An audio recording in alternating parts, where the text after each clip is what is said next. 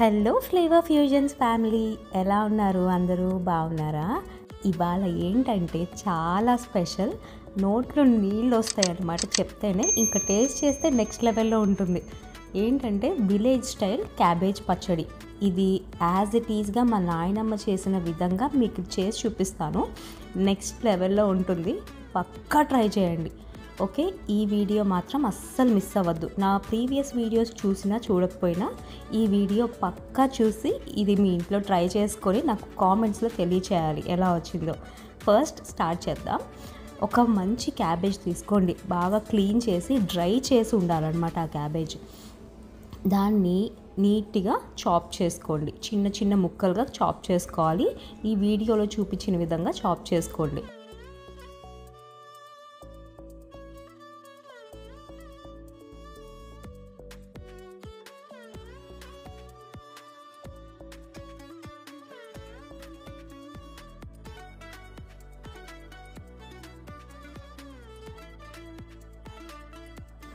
ఇప్పుడు ఈ చాప్ చేసిన ముక్కలన్నీ ఉన్నాయి కదా, అవి ఇలాంటి ఒక బౌల్లోకి ట్రాన్స్ఫర్ చేసుకోండి.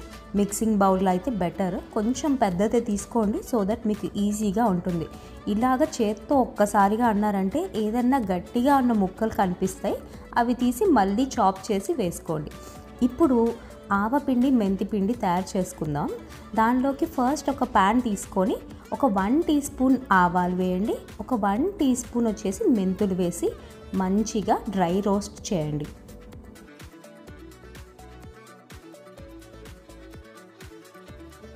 ఇలా బ్రౌన్ కలర్లోకి మారిన తర్వాత కొంచెం సేపు చల్లారనివ్వాలి. డైరెక్ట్గా వేసేయద్దు బ్లెండర్లో, కొంచెం చల్లారిన తర్వాత ఇలాగ బ్లెండర్లోకి తీసుకొని ఫైన్ పౌడర్ లాగా బ్లెండ్ చేసుకోండి. బాగా బ్లెండ్ చేయాలి, ఎందుకంటే అక్కడక్కడ మెంతులు కనుక చిన్న చిన్న ముక్కలు ఉన్నా కూడా టేస్ట్ చేదుగా ఉంటుంది. సో బాగా బ్లెండ్ చేసుకోండి. ఇప్పుడు అదే క్యాబేజ్ బౌల్ తీసుకొని ఒక 1 టీ స్పూన్ టర్మరిక్ వేయండి.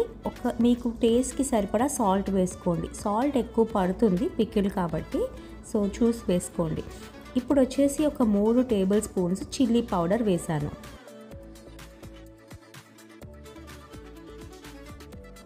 ఇప్పుడు ఇదంతా మిక్స్ చేసుకోవాలన్నమాట, మొత్తం కలిసేలాగా కలుపుకోండి. అండ్ మేక్ ష్యూర్ మీ చేతులు తడిగా ఉండకూడదు. మీ చేతులు తడిగా ఉన్నాయి అంటే పాడైపోతుంది. ఇన్ కేస్ అట్లా అనిపిస్తే కనుక ఏదైనా స్పాచులా తీసి మిక్స్ చేసుకోండి.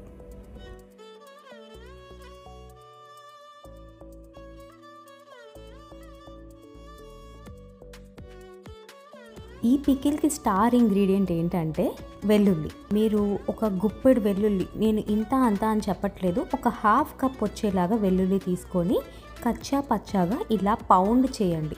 దంచితే ఏమవుతుంది అంటే పేస్ట్ లాగా అవ్వకుండా అక్కడక్కడ ముక్కలు తగులుతాయి, చాలా బాగుంటుంది. జస్ట్ లైక్ మన మామిడికాయ ఆవకాయ ఉంటుంది కదా, దానిలో ముక్కల్లాగా టేస్ట్ వస్తుంది.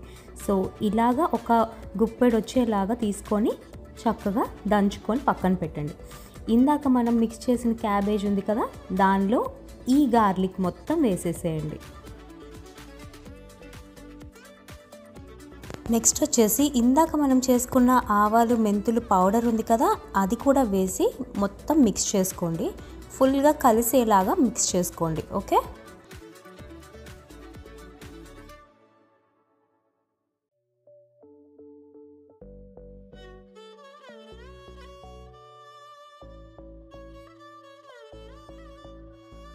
మిక్స్ చేశాక తీసి పక్కన పెట్టుకోండి.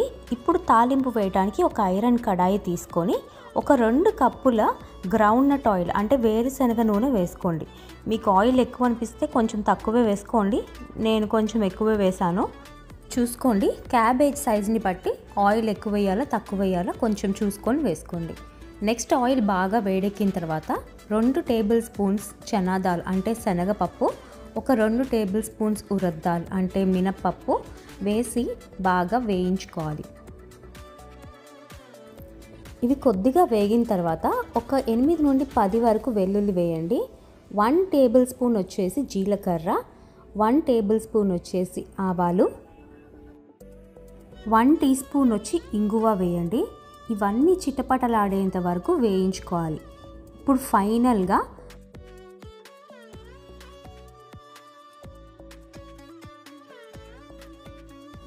ఇప్పుడు ఫైనల్గా 4 నుంచి 5 రెమ్మల కరివేపాకు కూడా వేసి అది కూడా చిట్టపటలాడే వరకు వేయించుకొని స్టవ్ ఆఫ్ చేయండి.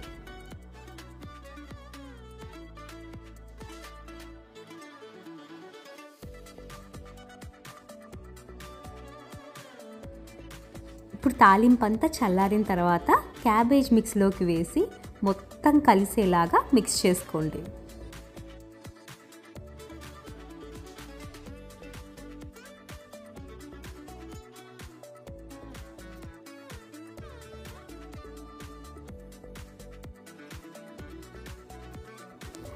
నేను కొంచెం 2 table spoons Kashmiri chilli powder వేశాను, కేవలం రంగు గురించి. ఎందుకంటే ఇదంతా మంటగా ఉండదు కానీ మంచి కలర్ ఇస్తుంది. So 2 table spoons Kashmiri chilli powder వేసుకొని మిక్స్ చేసుకోండి. మీరు ఫైనల్గా మొత్తం చల్లారిన తర్వాత నిమ్మకాయలు ఒక 5 నుంచి 6 వరకు పడతాయి. మీరు చూసుకోండి, లైక్ అంటే పెద్ద క్యాబేజ్ అయితే ఇంకొంచెం ఎక్కువ పడుతుంది. నాకు 6 నిమ్మకాయలు పట్టాయి. 6 నిమ్మకాయల జ్యూస్ని మొత్తం స్క్వీజ్ చేసి పోసాను.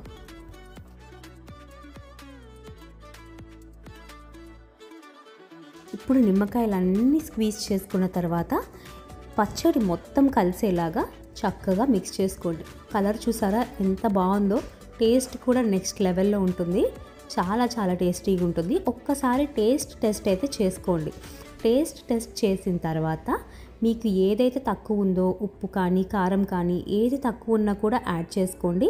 ఇన్ కేస్ నిమ్మకాయ పులుపు కూడా తక్కువైతే ఇంకొక లెమన్ యాడ్ చేసుకోండి. అంతే, మొత్తం అంతా మిక్స్ అయ్యేలాగా కలుపుకోండి. మన super tasty village style cabbage పచ్చడి రెడీ అయిపోతుంది.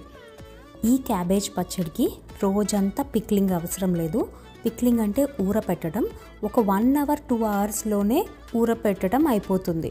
వెంటనే ముక్కలన్నిటికీ ఈ tanginess, garlic flavour and spice మొత్తం పట్టేస్తుంది.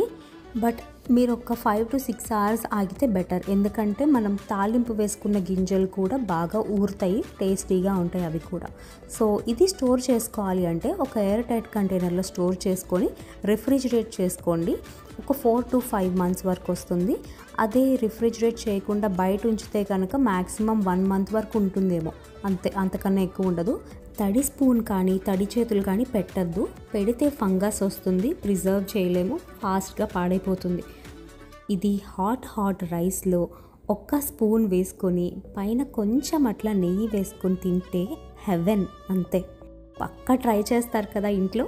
చేసి నాకు కామెంట్ బాక్స్లో చెప్పండి ఎలా వచ్చిందని చెప్పి.